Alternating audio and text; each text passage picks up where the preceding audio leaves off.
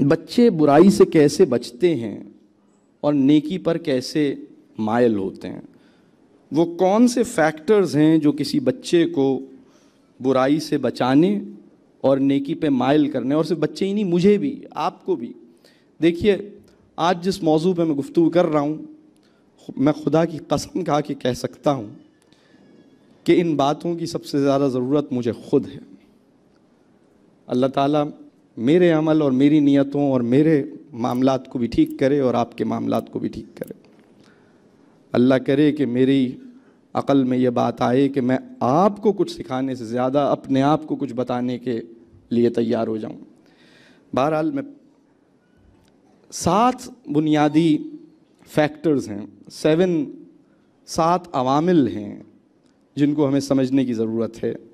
کوئی بھی انسان، چاہے بچہ ہو، چاہے میں ہوں، چاہے آپ ہیں، وہ کون سے عوامل ہیں جس کی بنیاد پر وہ برائی سے بچے گا اور نیکی پہ مائل ہوگا؟ اگر ہم نے یہ بات نہیں سمجھی تو ہم تربیہ کا حق ادا نہیں کر پائیں گے۔ بلکہ ایک بات میں اور عرض کروں،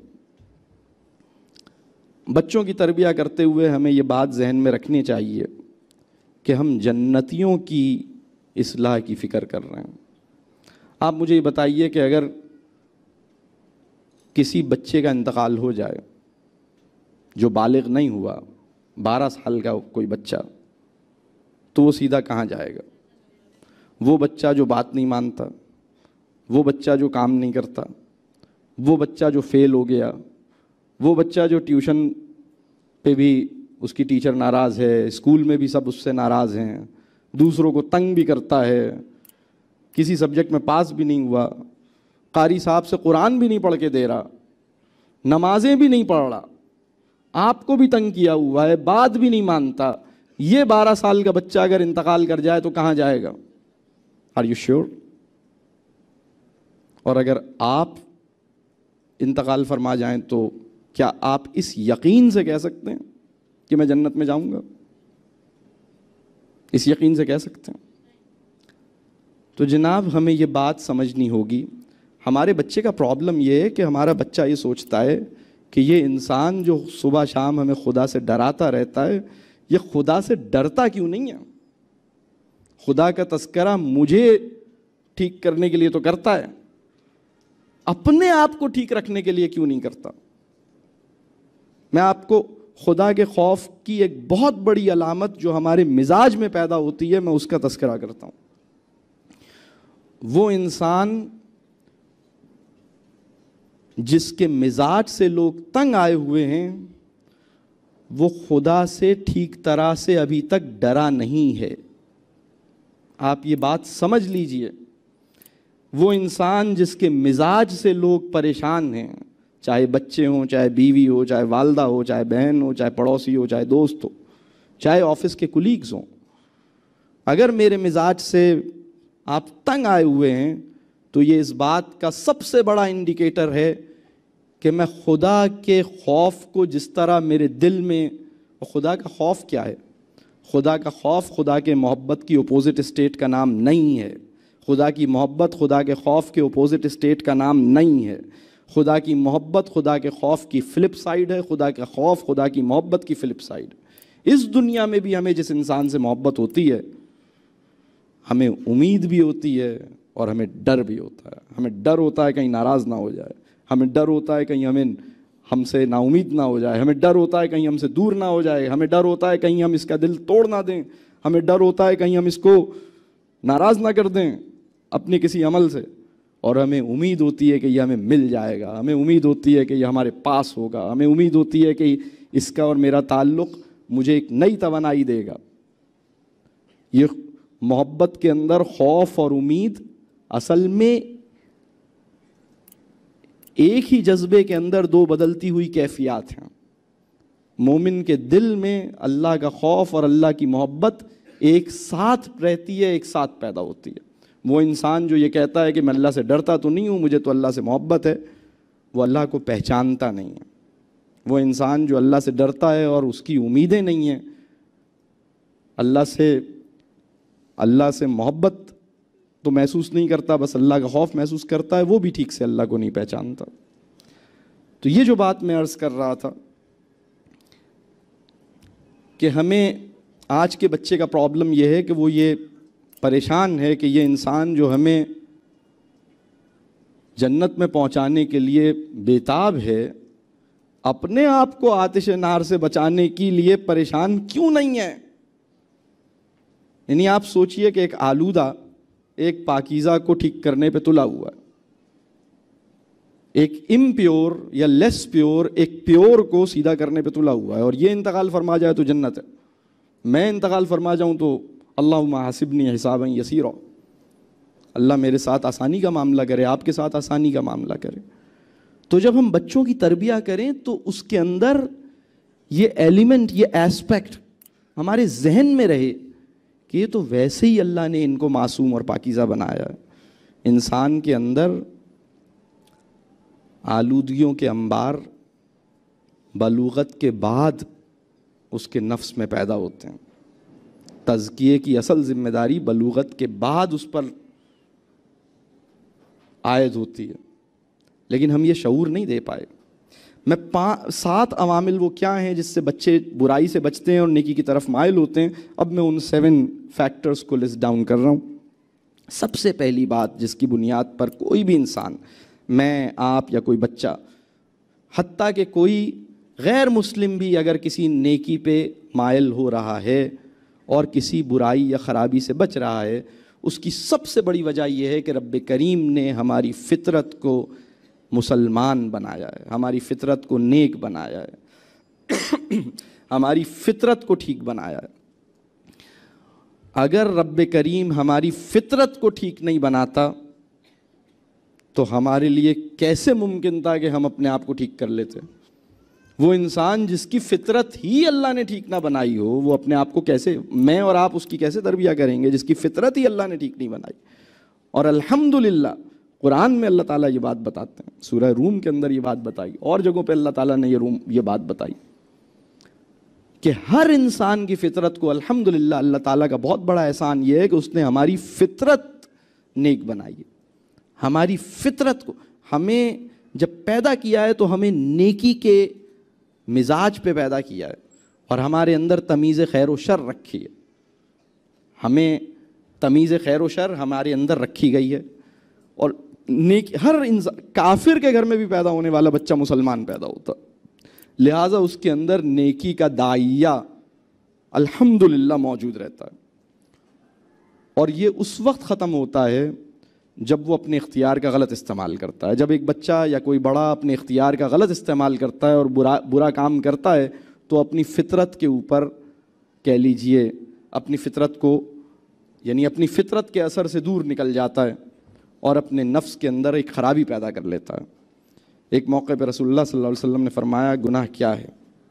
رسول اللہ صلی اللہ علیہ وسلم نے فرمایا کہ گناہ وہ ہے جو تیرے دل میں کھٹکے۔ لیکن یہ کون سا دل ہے؟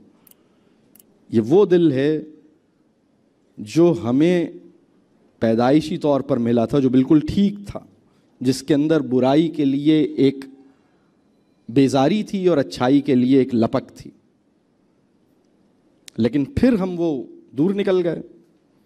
تو سب سے پہلی چیز ہے ہماری نیچر، ہماری فطرت۔ کسی بچے کی فطرت اور نیچر کو برا مت سمجھیے گا، کوئی بچہ فطرتاً برا نہیں ہوتا، کسی اور وجہ سے اس کے اندر برائی پیدا ہوتی ہے۔ دوسری بہت بڑی وجہ کہ کوئی بچہ کیوں نیکی پہ مائل ہوتا ہے اور برائی سے بچتا ہے، اس کی دوسری بہت بڑی وجہ یہ ہے کہ وہ کسی نیک انسان کے ساتھ تعلق میں آ جاتا ہے۔ کسی بھی نیک انسان کے ساتھ تعلق میں آ جانے کے نتیجے میں آپ کے پاؤں میں ایک ڈوری بن جاتی ہے جو آپ کو برائی کی طرف جانے سے روکتی ہے۔ تعلق کی ڈوری سے بڑی ڈوری ہو نہیں سکتی کوئی۔ اچھے انسان سے تعلق بہت بڑی نعمت ہے، بہت بڑی نعمت۔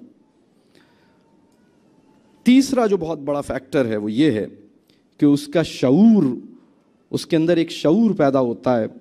اس کی تعلیم و تربیہ اس طرح ہوتی ہے کہ اس کو ایک شعور ملتا ہے۔ اس شعور کے اندر سب سے بڑا فیکٹر جو اس کے شعور کو مرتب، شعور کیسے پیدا ہوتا ہے؟ شعور کو مرتب کرنے میں بہت بڑی چیز ہے عقیدہ۔ شعور کی تشکیل میں سب سے بڑی جو کنٹریبیوشن آتی ہے وہ عقیدے سے آتی ہے۔ شعور کی تشکیل میں دوسری بڑی کنٹریبیوشن آتی ہے فہم سے. شعور کی تشکیل میں تیسری بڑی کنٹریبیوشن آتی ہے تجربات سے. تو ہماری زندگی کے تجربات، ہمارا فہم اور ہمارا عقیدہ، یہ سب مل کے ہمارے شعور کو مرتب کرتا ہے.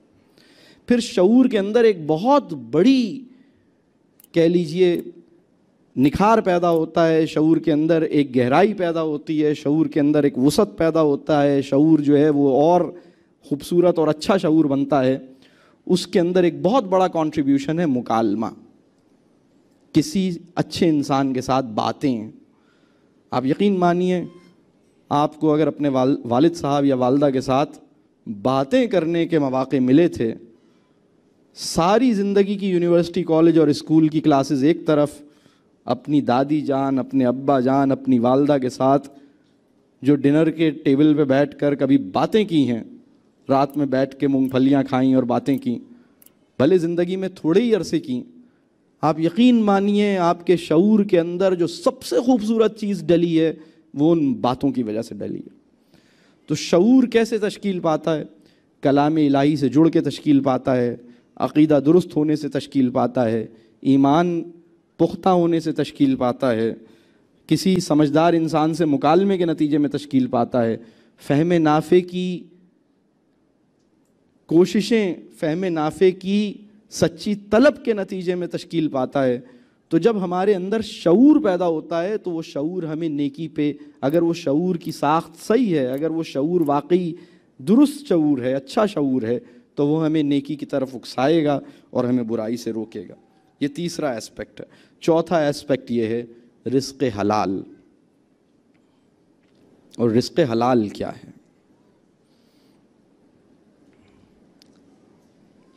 اگر میں اپنی جاب کو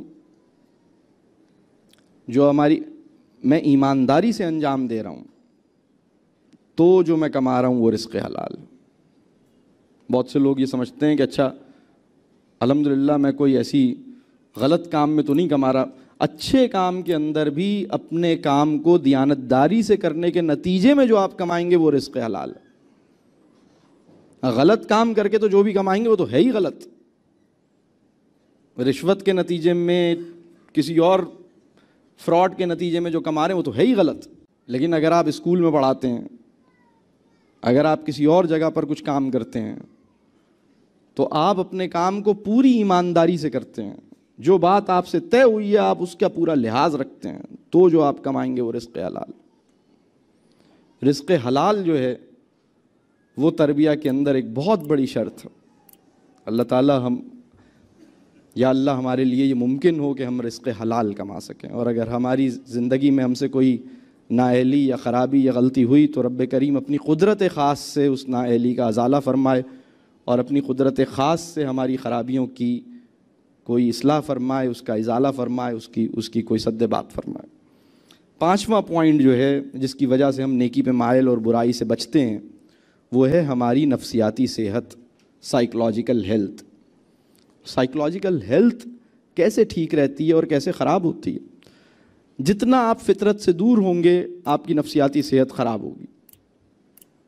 جتنا آپ اپنی زندگی میں انسانوں سے دور اور کام سے قریب ہوں گے آپ کی نفسیاتی صحت خراب ہوگی.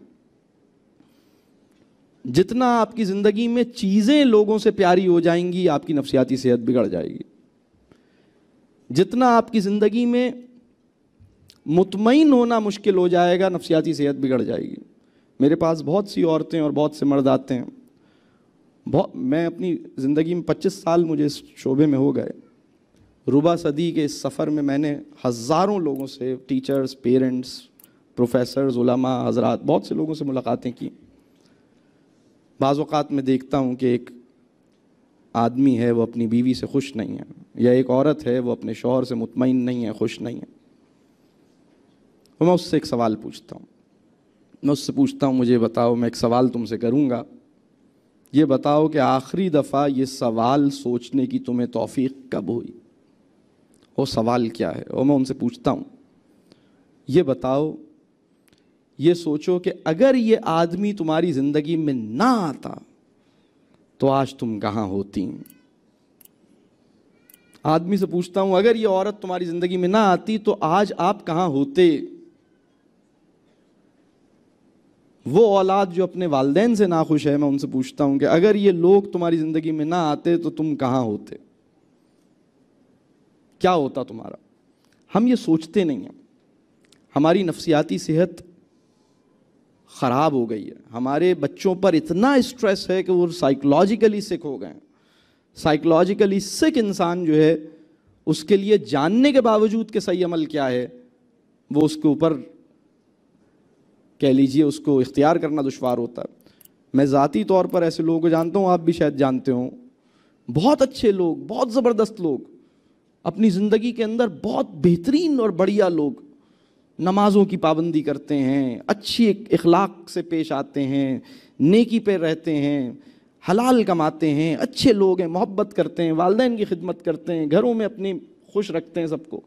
لیکن جب سائیکولوجیکلی ڈسٹرب ہوئے کسی وجہ سے، بزنس میں کوئی پرابلم آ گیا، گھر میں کوئی کرائسس آ گیا، جاب میں کوئی پرابلم آ گیا، سائیکولوجیکلی اپسیٹ ہو گئے، میں جانتا ہوں ایسے لوگوں کو نمازیں چھوڑ دی انہوں نے.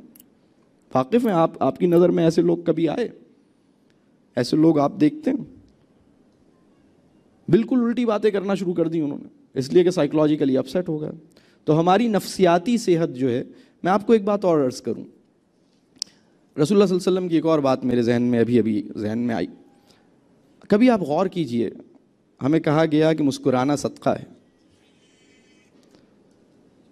اور آپ سوچئے، عجیب بات ہے، یعنی میں مسکرا رہا ہوں تو اس میں مجھے اجر مل رہا ہے، تو اس میں کون سا کمال ہے؟ میں نے ایسا کیا کر دیا مسکرانے سے صدقہ؟ یعنی مسکرانا ایک چھوٹا سا عمل ہے، میں اگر مسکرا رہا ہوں تو اس میں اتنا اجر کیوں؟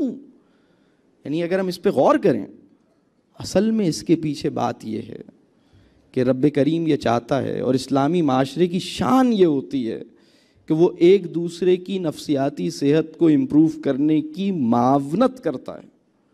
جب آپ مسکرا کے کسی کو دیکھتے ہیں، اسمائل باؤنسز بیک، آپ کو جواب میں مسکراہٹ وصول ہوتی ہے.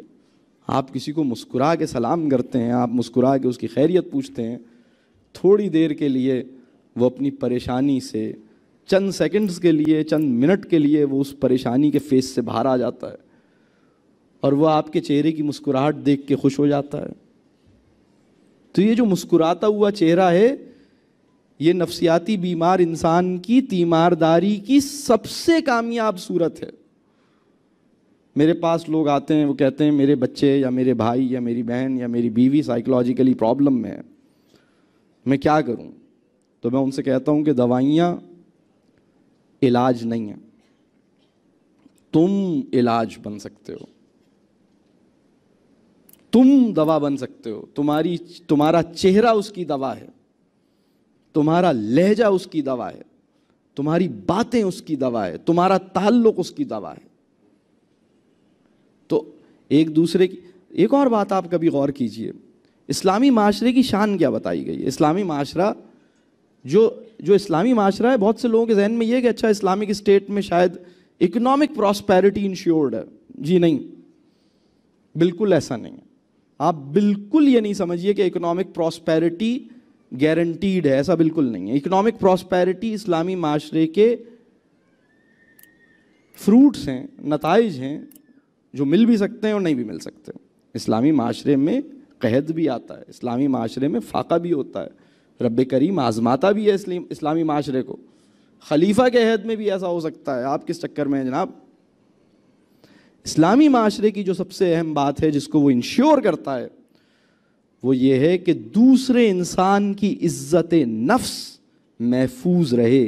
میری زبان اور میرے ہاتھ سے معاشرے کی عزت نفس محفوظ رہے. ہم جسے اسلامی اسکول کہتے ہیں، وہ صرف اور صرف اس بنیاد پہ اسلامی اسکول کہلا سکتا ہے کہ وہاں ٹیچرز کی سیلف ریسپیکٹ پروٹیکٹڈ ہے، بچوں کی سیلف ریسپیکٹ پروٹیکٹڈ ہے. If you can say it confidently, if you can ensure it, کہ this is a place where this is an insult free space. یہاں کسی انسان کی تذلیل یا بے عزتی نہیں ہوتی. لیکن اگر وہاں سب کے سامنے کسی کی بات کسی کو، یعنی کسی کی عزت کسی بھی لمحے کسی بھی وقت، چاہے بچہ ہو چاہے کوئی بھی ہو، یہ اسلامک اسٹیٹ نہیں ہے۔ عزت نفس محفوظ رہے، یہ کیوں ہے؟ تاکہ ایک دوسرے کی نفسیاتی صحت ٹھیک رہے۔ نفسیاتی صحت بہت اہم بات ہے۔ تو پانچویں چیز جو میں نے عرض کی وہ نفسیاتی صحت ہے۔ چھٹی چیز جو میں عرض کروں گا وہ ماحول ہے، جسے آپ انوائرمنٹ کہتے ہیں، اور اس میں بھی جو سب سے اہم ماحول ہے وہ گھر کا ماحول ہے، بازار کا ماحول، پوری سوسائٹی کا ماحول، نیبرہڈ کا ماحول، اس پہ آپ کا کنٹرول نہیں ہے، لیکن گھر کے ماحول کو آپ نفیس بنا سکتے ہیں، خوبصورت بنا سکتے ہیں، اچھا بنا سکتے ہیں، اس کی آپ فکر کیجئے۔ اور ساتواں پوائنٹ جو ہے وہ ہے دعا اور توفیق الہی۔ اولاد نیکی پہ کیسے آئے گی اور برائی سے کیسے بچے گی، کوئی اس کے لیے دعا کرے گا صدق دل سے، پھر بھی اگر یہ نہیں ہوگا تو وہ دعاؤں میں شدت پیدا کرے گا، دعاؤں کو اور بڑھائے گا، پھر بھی اگر اس کو یہ رزلٹ نہیں ملے گا تو دعائیں اور بڑھائے گا، پھر بھی رزلٹ نہیں ملے گا تو راتوں کو جاگ کے دعا کرے گا، پھر بھی رزلٹ نہیں ملے گا تو راتوں کے قیام کو طویل کرے گا، پھر بھی رزلٹ نہیں ملے گا تو دعاؤں کے ساتھ آنسوؤں کے موتی پیش کر دے گا بارگاہ الہی میں، پھر بھی نہیں ملے گا تو بھی رب سے راضی رہے گا اور اپنی دعاؤں کے تسلسل کو یقینی بنائے گا۔ اللہ پر ایمان کو کمزور کیے بغیر، اللہ سے توقع اور امید کو کمزور کیے بغیر دعا پورے یقین کے ساتھ مانگتا رہے گا، توفیق مانگتا رہے گا۔ میں آپ کو ایک بات عرض کروں، اگر میرے اور آپ کی تربیت کے نتیجے میں ہمارا بچہ امام کعبہ بھی بن گیا تو وہ حضرت نوح علیہ السلام سے زیادہ کامیاب پیرنٹ نہیں ہے، اس لیے کہ حضرت نوح علیہ السلام نے اپنی اولاد کے لیے جتنی دعائیں کی تھیں، کیا میں نے کی ہیں؟ کیا آپ نے کی ہیں؟ کیا ہم میں سے کوئی یہ دعویٰ کر سکتا ہے کہ ہم نے کی ہیں؟ کیا ہمیں جذبے کی وہ صداقت اور نیت کی وہ پاکیزگی میسر ہے جس سے ہم دعا کر سکیں جو عرش معلیٰ کو ہلا دے؟ تو حضرت نوح علیہ السلام کا بیٹا باوجود اس کے کہ نہیں آ سکا لائن پر، اصل میں آپ کی کامیابی یہ ہے کہ آپ صدق دل کے ساتھ، بہترین نیت کے ساتھ، کبھی کبھی لوگ کہتے ہیں ہم اچھی تربیت اس لیے کر رہے ہیں تاکہ میرا نام روشن کرے۔ ارے نام روشن ہو گیا تو تمہاری لیے آخرت میں کچھ نہیں بچے گا۔ کبھی سوچا اس بات؟ نام روشن کرنا کیا ہوتا ہے؟ دنیا میری واہ واہ کرے، صاحب کتنے اچھے بچے ہیں، آپ خوش ہو، ہاں سبحان اللہ میں نے اتنی اچھی تربیت کی ہے۔ لوگوں سے تعریف سننے کی خواہش میں اگر آپ اپنے بچوں کی تربیت کر رہے ہیں تو جناب آپ یہ تربیت اللہ کی خاطر نہیں کر رہے، لوگوں کی خاطر کر رہے ہیں۔ چھوٹی سی بات ہے یہ۔ تو یہ 7 عوامل ہیں جس کا ہمیں خیال رکھنے کی ضرورت ہے۔ اب میں اپنے گفتگو کا جو آخری حصہ ہے اس کی طرف بڑھتا ہوں۔ اب تک جو میں نے بات کی، میں نے یہ بات کی تربیت کیا نہیں ہے اور کیا ہے۔ دوسری بات میں نے یہ کی کہ تربیت کیوں نہیں ہو پا رہی۔ تیسری بات میں نے یہ عرض کی کہ تربیت نہ ہو سکنے کے نقصانات کیا ہوئے ہیں۔ چوتھی بات میں نے یہ عرض کی کہ بچے برائی سے کیسے بچتے ہیں اور نیکی پر کیسے مائل ہوتے ہیں اور اس کے فیکٹرز کیا ہیں، اس کی میں نے کچھ تفصیل آپ کی خدمت میں پیش کی۔ اب آخری پوائنٹ میرا یہ ہے کہ تربیت کیسے ممکن ہوگی، as parent, as teacher, as مدرس، ایز خطیب، ایز امام، ایز عالم، ایز گرینڈ پیرنٹ، مجھے تربیت کے معاملے میں میرا کردار کیا ہو کہ ہم تربیت کے لیے عملی طور پر کیا کریں، اس کا پروگرام کیا ہو۔ سب سے پہلی بات یہ، مربی تربیت کی بہت بڑی ضرورت ہے۔ تربیت، انسان کی تربیت، قلب کی تربیت کتابیں نہیں کرتی، یوٹیوب نہیں کرتا، انٹرنیٹ نہیں کرتا، کوئی بہت اچھا پروگرام نہیں کرتا۔ انسان کی تربیت کرتا ہے، قلب سے قلب کی تربیت ہوتی ہے۔ مربی تیار کرنے ہوں گے، اس کی نیت کریں، اس کا ارادہ کریں کہ رب کریم ہر مسلمان کو مربی کی سطح پہ بلند کرے۔ ہر مسلمان کی یہ ذمہ داری لگائی گئی تھی کہ وہ ایک دوسرے کی تزکیہ اور ایک دوسرے کی تربیہ کیا اہتمام کرے، معاونت کرے، اپنے آپ کو بچائے، دوسروں کو بھی بچائے آخرت کے نقصان سے، اپنے آپ کو بھی بچائے، دوسروں کو بھی بچائے۔ تو مربی کی سطح پر بلند ہونا ہوگا، مربی تیار کرنے ہوں گے۔ اچھا، مربی کے حوالے سے میں ایک بات اور عرض کروں، مربی کون ہوتا ہے؟ مربی وہ انسان جس سے ملنے کے بعد آپ کو دنیا حقیر لگنے لگے اور خدا کا خوف آپ کے اندر شدت اختیار کر جائے، یہ انسان آپ کا مربی ہے، چاہے اس کے پاس ڈگری زیادہ ہے یا کم ہے۔ وہ انسان جس سے ایک ملاقات کرنے کے بعد کافی دیر تک آپ استغفار پڑھتے رہیں، اپنی توبہ کی دعائیں کرتے رہیں، اپنی توبہ کی فکر کرتے رہیں، وہ انسان جس سے ملاقات کے بعد کئی دن تک لوگوں کو معاف کرنا آسان ہو گیا تھا، لوگوں سے ناراض ہونا مشکل ہو گیا تھا، برا ماننا مشکل ہو گیا تھا، یہ انسان آپ کا مربی بن سکتا ہے۔ اور مربی کی ایک پہچان میں آپ کو اور عرض کروں، مربی وہ ہے جو اپنے آپ کو مربی تسلیم نہیں کرتا۔ اصل مربی وہ ہے جس کو وہ نہیں کہتا کہ میں مربی ہوں، وہ یہ نہیں کہتا چلو میں تمہارا مربی ہوں، وہ تو اپنے آپ کو خود یہی کہتا رہتا ہے کہ مجھے تربیہ کی ضرورت ہے، میں تمہاری کیا تربیہ کروں گا، چلو بہرحال بیٹھ جاؤ۔ اسے اپنی تربیہ کی ضرورت اور اپنی تربیہ کی فکر لاحق رہتی ہے۔ تو مربی تیار کرنے ہوں گے، اور مربی کیسے تیار ہوں گے؟ اپنی تزکیہ کی فکر کرنے سے، قلب کو مروبیت سے پاک کرنے سے۔ ہمارے دل میں چیزوں کی، برانڈز کی، انگریزی کی، پیسے کی، شہرت کی مروبیت ہے۔ ہم اس عالم کی بات سننا چاہتے ہیں جو پاپولر زیادہ ہے۔ یہ ہم نے عالم پہ ظلم کیا ہے، اس کو شہرت کی سولی پر لٹکا کر اپنی اصلاح کا انتظام کرنے پہ راضی ہوئے ہیں، کیونکہ یعنی اپنے دل کو مروبیت سے پاک کریں۔ بڑا آدمی اور مشہور آدمی ایک چیز نہیں ہوتا۔ لوگوں کے حلیے، لوگوں کی گاڑیاں، لوگوں کے گھر، لوگوں کے پیسے دیکھ کے مروب نہیں ہو، تو اپنے دل کو مروبیت سے پاک کریں، اپنے تزکیہ کرنے کی فکر کریں۔ اور مربی کیسے تیار ہوتا ہے؟ مربی وہ انسان جسے موت کی چاپ صبح شام سنائی دیتی ہے، جسے موت ہمیشہ قریب دکھائی دیتی ہے، وہی مربی ہے۔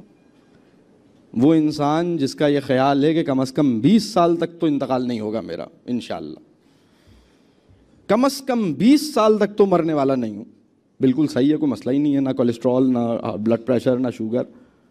اس وقت انسان جس طرح کی زندگی گزار رہے ہیں انہیں لگتا ہے کہ 20-25 سال تو کوئی مسئلہ ہی نہیں ہے، آرام سے زندگی گزرے گی۔ اور پھر جب تھوڑا ایسے آثار اور حالات پیدا ہو جائیں کہ مرنا ورنے کی خطرے لگیں تو پھر ذرا کر لینا توبہ، تائب ہو جانا۔ ابھی یار یہ مطلب کوئی اس طرح کی کیفیت میں ہم زندگی گزار رہے ہیں۔ ایمان کامل جو ہوتا ہے، جس انسان کو موت کی چاپ صبح شام سنائی نہ دے، وہ ایمان کامل سے محروم رہتا۔ موت کی چاپ کیا ہے؟ روزانہ اس امکان کے ساتھ بیدار ہوتا ہے صبح، شاید یہ میرا آخری دن ہے۔ ہماری وہ صبح کب ہے؟ کون سی وہ صبح ہے ہماری کہ جب ہم نے یہ سوچا کہ شاید یہ میری آخری؟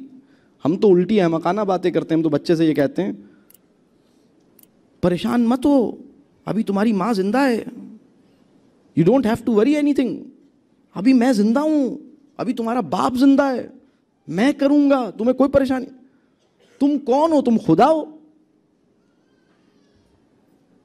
یہ وہ والدہ اور والد ہے جو اپنے بچے کے کانفیڈنس کا جو لکیل ہے وہ اپنے اوپر نصب کرتا ہے، خدا سے وابستہ نہیں کرتا۔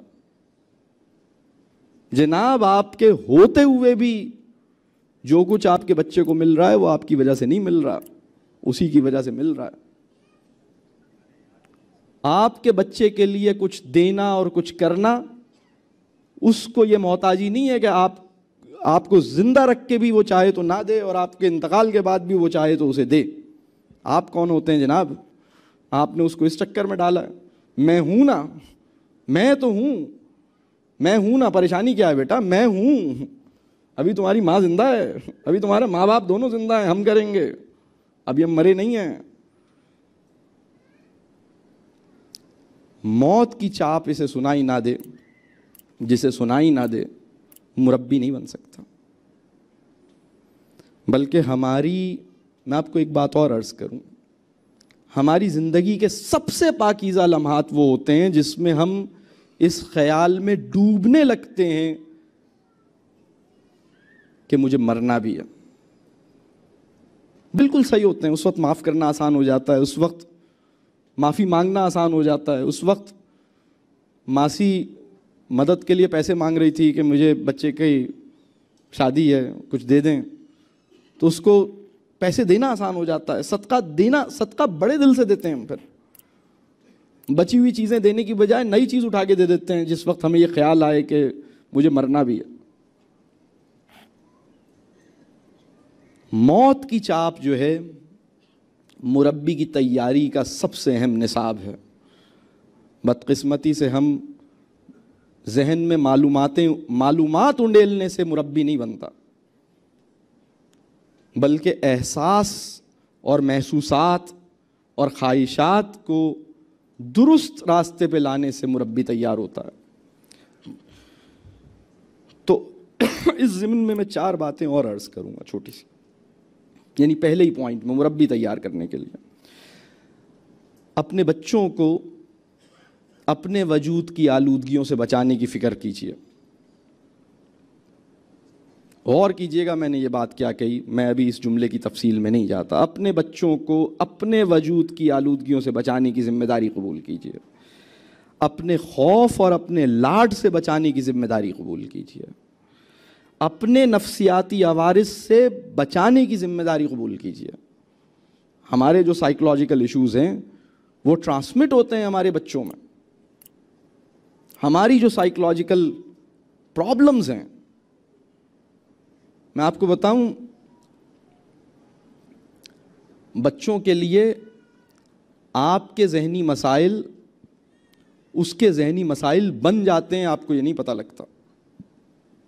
हमें अपने ऊपर काम करने की ज़रूरत है जनाब।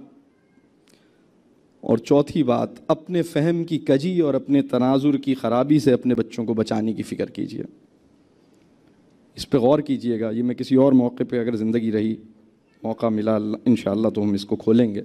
मुरब्बी ऐसे तैयार होगा। मुरब्बी तैयार करने की अपने आप को कोशिश कीजिए कि या अल्लाह मुझसे तरबिया का काम ले ले, या अल्लाह मुझे अपने तज़किये की फ़िक्र में डूब कर, यानी अपने तज़किये की फ़िक्र को ज़िंदा रखते हुए बच्चे की तरबिया का फ़रीज़ा रब करीम में अंजाम दे सकूँ। दूसरी बात यह है, पहली बात मुरब्बी तैयार कीजिए, मुरब्बी के तौर पर तैयार हों। दूसरी बात यह है कि बच्चों से गहरा ताल्लुक़ बनाइए, उनके पसंदीदा इंसान बनिए। और उनका पसंदीदा इंसान कैसे बन सकते हैं, उनसे ताल्लुक़ कैसे बनाएंगे? उनको समझने की कोशिश, उनको समझाने की कोशिश से बढ़ा दीजिए। अपने बच्चों को समझाने की फ़िक्र से ज़्यादा अपने बच्चों को समझने की कोशिश कीजिए। समझने की कोशिश कैसे होगी, उसके लिए मैं कुछ पॉइंटर्स दे देता हूँ। आप इस बात पर गौर कीजिए कि ये क्या क्यों कर रहा है, ये क्या क्यों चाह रहा है, ये ऐसा कैसे बना है। अगर आप इन 3 पॉइंट्स पे फोकस करेंगे, आपको इंशाअल्लाह बच्चे की साइकोलॉजी समझ आएगी। किसी इंसान की साइकोलॉजी थ्योरीज की ऐनक से नहीं समझी जा सकती। किसी इंसान की साइकोलॉजी किसी बच्चे को ऑब्जर्व करके समझ आएगी। आप बच्चे को ऑब्जर्व कीजिए, बच्चे को समझने की कोशिश कीजिए। ये क्या क्यों चाह रहा है, ये ऐसा कैसे बना है, ये जो सवालात हैं इन पे गौर कीजिए। उसको समझने की कोशिश, उसको समझाने की कोशिश से ज़्यादा रहे। 80% टाइम और एनर्जी उसे समझने में लगे, تو 20% ٹائم اور انرجی اس کو سمجھانے میں لگے، انشاءاللہ سمجھانا اثر وہ سمجھانا اثر پیدا کرے گا انشاءاللہ۔ تو اس سے اپنا گہرا تعلق بنائیے، اس کے پسندیدہ انسان بنیے۔ اگر آپ کا بچہ آپ پر اعتماد نہیں کرتا، آپ کو اپنا راز نہیں بتا سکتا، آپ سے اپنے دل کی بات نہیں کہہ سکتا، تو آپ وہ انسان نہیں ہیں جو اس کی اصلاح کر سکیں، جو اس کی تربیہ کر سکیں۔ کبھی آپ اس بات پہ غور کیجئے، میں کبھی کبھی سوچتا ہوں، پھر میں آپ کو شاید مجھے بہت معذرت کے ساتھ ممکن ہے آپ لوگ سوچ رہے ہوں کہ سلمان صاحب کو تو ہم سائیکالوجسٹ سمجھ رہے تھے، یہ تو مولوی صاحب نکل رہے ہیں۔ مجھے پھر ایک بات یاد آئی، کبھی آپ اس بات پہ غور کیجئے کہ رسول اللہ صلی اللہ علیہ وسلم کی خدمت میں اور رسول اللہ صلی اللہ علیہ وسلم کی پریزنس میں بڑے سے بڑا گناہگار آدمی اس بات میں محفوظ اپنے آپ کو سمجھتا تھا کہ یہ بات کسی اور کے سامنے نہ بتاؤں، رسول اللہ صلی اللہ علیہ وسلم کو جا کے ان کو بتا دوں کہ میں نے اتنا بڑا گناہ کر لیا۔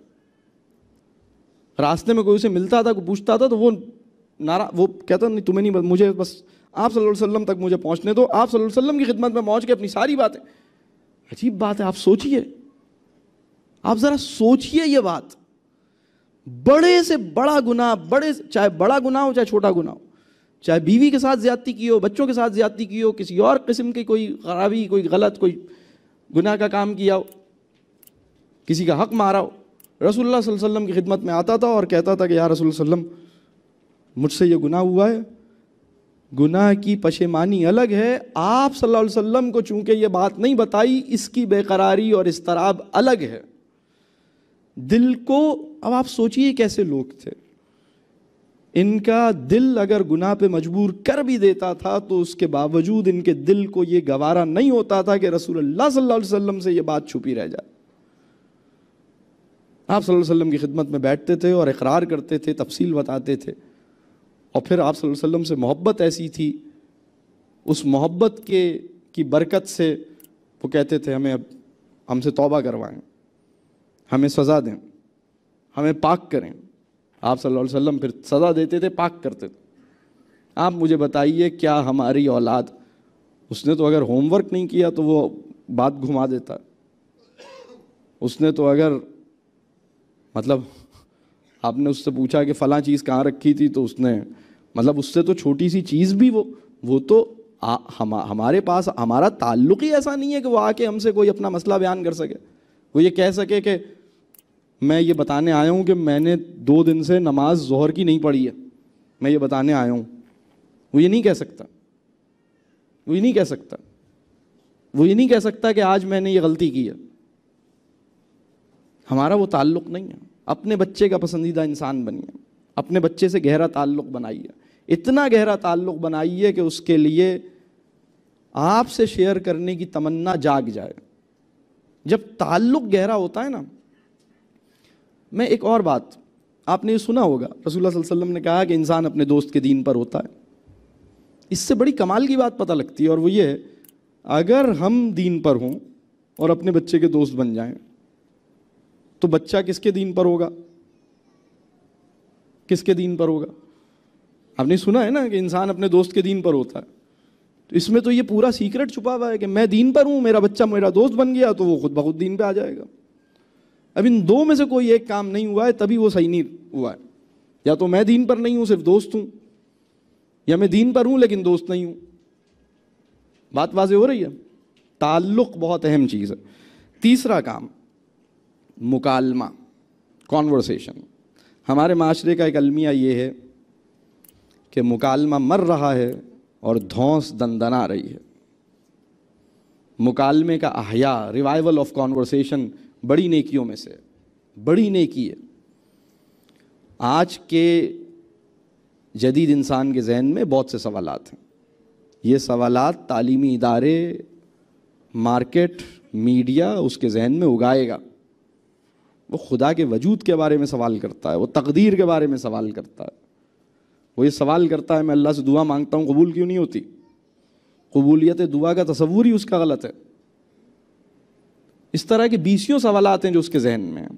ہمارا پرابلم یہ ہے کہ ہم اپنے علم کو اس درجے پہ نہیں ڈیولپ کرتے اور ہم اپنے بچوں کے سوالات کو سننے کا حوصلہ ہمارے اندر نہیں ہے۔ سوال ذہن کی صحت کی علامت ہے۔ پریشانی کی بات یہ نہیں ہے کہ آپ کے بچے نے ٹیچر کے سوالوں کے جواب نہیں دیے، پریشانی کی بات یہ ہے کہ ایک ہفتہ ہو گیا اس نے کوئی نیا سوال نہیں کیا۔ پریشانی کی بات یہ نہیں ہے کہ ٹیچر نے 2 سوال کیے اور اس کو نمبر کم ملے، پریشانی کی بات یہ ہے کہ بیٹا ایک ہفتہ ہو گیا تم نے نہ مجھ سے کوئی سوال کیا نہ ٹیچر سے، تم سوال کرنا بھول گئے ہو، سوال نہیں کر رہے۔ ذہن کے کھیت میں جو کوپل سوال، وہ کوپل ہے جس کا پھل علم ہے۔ سوال بہت اہم ہے۔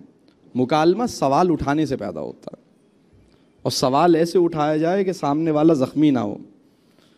بہت سے پیرنٹس اور بہت سے ٹیچرز اپنے سوالوں سے بچوں کو زخمی کر دیتے ہیں۔ ان کے بچے سوال سے لہو لہان ہو گئے، اٹیک کوشچن کا۔ بچے کہہ رہے ہیں یا معاف کر دو خدا کے لیے، مجھ سے سوال نہیں کرو، میں نہیں، مجھے معاف، سر مجھ سے کل کر لیا تھا آج نہیں کریں، وہ بھاگ رہا ہے۔ یہ سوال اٹھائیں، سوال ماریں نہیں، سوال اٹھائیں، اسٹیبلش کریں کچھ کویسچنز۔ آپ ان سے کہیں بھئی میرے ذہن میں 1-2 خیالات، 1-2 سوالات آ رہے ہیں، میں نے سوچا تم سے شیئر کروں، جو تمہارے ذہن میں آئے پھر مجھے بتانا، میں یہ سوچ رہا ہوں۔ جو بھی سوال ہے وہ سوال کریں۔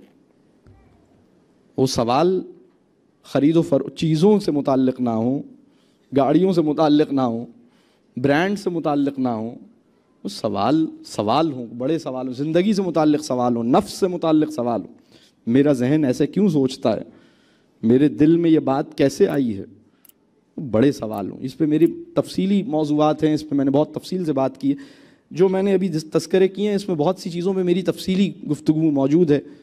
Death and the meaning of life پہ میری کوئی 2.5 گھنٹے کی گفتگو ہے جو صرف موت سے متعلق ہے۔ میری گفتگو بچوں سے مکالمہ کیسے کریں اس پہ کئی ٹاکس میری موجود ہیں، جو تفصیلی ٹاکس موجود ہیں کہ مکالمے کا کیسے مکالمہ ممکن ہوتا ہے، اور وہ کون سے فیکٹرز ہیں جس سے مکالمہ مر جاتا ہے۔ اگر آپ یہ حرکت کریں گے تو مکالمہ نہیں ہوگا۔ بہت سے پیرنٹس کا پرابلم یہ ہے کہ وہ بچے کے ساتھ بیٹھتے ہیں لیکن وہ کہتے ہیں کہ بھائی ہم بیٹھے تو ہیں اس کے ساتھ لیکن وہ ہم سے بات ہی نہیں کرتا، یا مجھے سمجھ میں نہیں آتا کہ میں اس سے کیا بات کروں۔ یہ بہت بڑا پرابلم ہے۔ تو مکالمے کی لیاقت اپنے اندر پیدا کریں۔ اس کی کچھ سلیقہ ہے، اس کی کچھ ڈیٹیل ہے۔ بہرحال اس میں اس کی جو پہلی بات ہے وہ یہ کہ سوال کو انجوائے کریں۔ ہر سوال کا بچہ جب سوال کرتا ہے تو اس کی پہلی ضرورت یہ ہوتی ہے کہ اس کے سوال کو سراہا جائے، اس کے سوال کو سنا جائے، اس کے سوال کو سمجھا جائے، اور اس کی دوسری ضرورت یہ ہوتی ہے کہ اس کے سوال کا کوئی جواب بھی تسلی بخش اسے ملے۔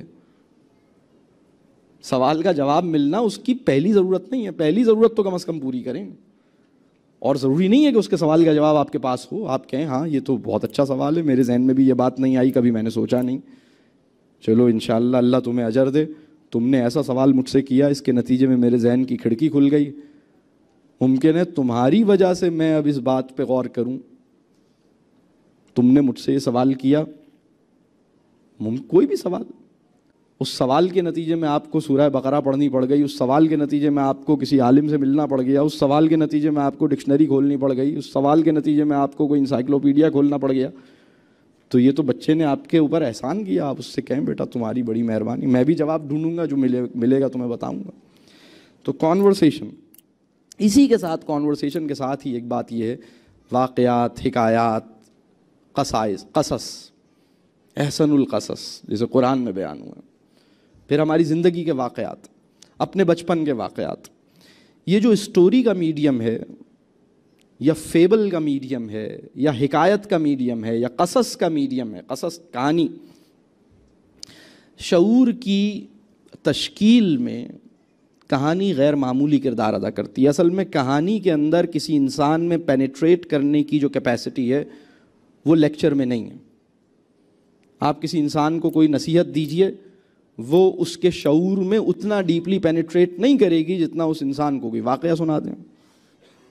آپ حضرت بلال کا کوئی واقعہ سنا دیں، وہ اس کے شعور کی ڈیپر لیئر کو ٹچ کرے گا۔ آپ اس کو کوئی ویسی ایڈوائس دے دیں، وہ شعور کی ڈیپر لیئر پہ نہیں جائے گا۔ تو حکایات اور واقعات کو گفتگو کے انداز میں کریں، باتیں کریں کہانیوں کے ساتھ، جیسے اشفاق احمد کرتے تھے، جیسے بہت سے لوگ کرتے تھے۔ بہت سے لوگ کرتے تھے، بڑے لوگ بہت سارے، یعنی آج بھی ماشاءاللہ جتنے بڑے بزرگ ہیں، علماء ہیں، وہ بڑی خوبصورت باتیں بیان کرتے ہیں واقعات کے انداز میں، کہانی کے انداز میں، اور اپنے بچپن کے اچھے واقعات اسے بتائیے کہ ہم یہ کرتے تھے، ہمیں یہ ہوا، ہمیں یہ فائدہ ہوا۔ اپنی زندگی کی بچپن کی کسی غلطی کے اوپر بھی اگر آپ نے سبق لیا ہے تو وہ بتائیے، ایک دفعہ ہم سے یہ غلطی ہو گئی، ہم نے فلاں کی شان میں گستاخی کر دی، ہم سے بڑی بے ادبی ہوئی، پھر اس کے بعد یہ ہوا یوں، اور پھر ہمیں یہ پتہ لگا کہ ہم یہ تو بڑی، اور اس دن سے ہمیں یہ بات سمجھ میں آئی۔ جب ہم چھوٹے تھے تو ہمیں بیگن اچھے نہیں لگتے تھے، ایک دفعہ امی نے بیگن بنائے، ہم نے یوں کر دیا، یوں کر دیا، اس کے بعد پھر مجھے یہ ہوا یوں، ایک پوری کہانی، پورے واقعہ بتائیے، اور پھر کہیے کہ مجھے اس دن کے بعد سے سمجھ آیا کہ یہ تو بڑی بری بات ہے۔ تو اپنی زندگی کے واقعات، بڑے لوگوں کی زندگی کے واقعات، عام لوگوں کی زندگی کے واقعات، صحابہ کی زندگی کے واقعات، دوستوں کی زندگی کے واقعات، انبیاء کی زندگی کے واقعات، قرآن میں دیے ہوئے واقعات، اور مکالمے کے ساتھ ان کا جوڑ۔